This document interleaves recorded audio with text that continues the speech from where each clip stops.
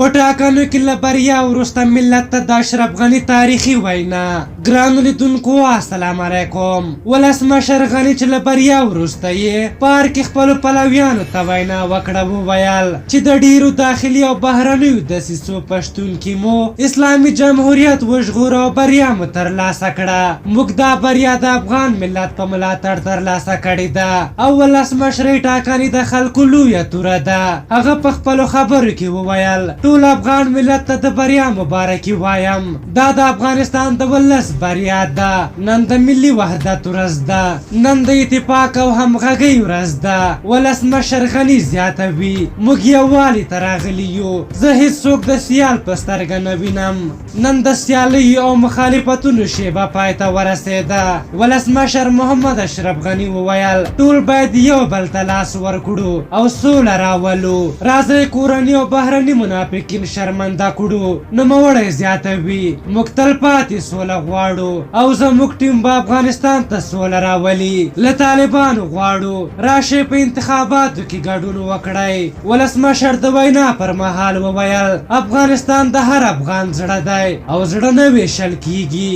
افغان ولسمشر محمد اشرف غني زیاتوي نن جمهوریت بریالی شو، ولسواکي بریالی شوه. هغه توطیې چې ویل کېدل ټاکنې نه کیږي شنډې مو کړې. هغه وویل چې زه د افغانستان تر ټولو ستر خادم یم او د خپل ټیم په مرسته به د ولس د حقونو لپاره کار کوم، ځکه د ولس په خدمت کې به ستړیا نه وي. هغه زیاته کړه چې هغه ټولو خلکو ته زموږ دروازې پرانیستې دي چې د افغانستان اسلامي جمهوریت په نظام باور لري. هغه وویل چې موږ د ولس په غم کې ځان شریک ګڼو او د دوی اوښکې به پاکوو، ځکه چې موږ د مالګې اچولو خلک نه یو.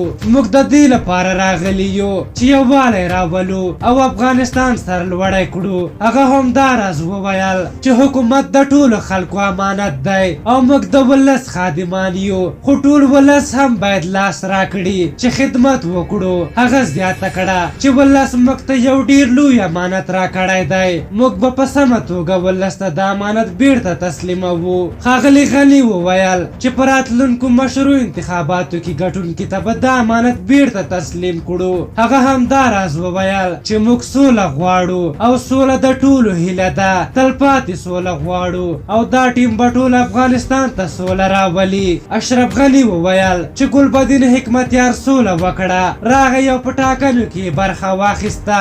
طالبانو ته هم وایم چې راشئ سوله وکړئ او په ټاکنو کې برخه واخلئ. په هر حال د محمد اشرف غني بریا دی موږ تاسو ټولو ته نیکمرغه وي. په هر حال تاسو د ولسمشر غني د بریا او د هغه د وینا په هکله څه نظر لرئ؟ خپل نظرونه مو راته په کومنټ کې ولیکئ. که زموږ ویډیو مو خوښه شوې وي ضروري لایک کړئ. تر بلې ویډیو مو په لویو بخښونکي خدای سپارم. د الله په امان.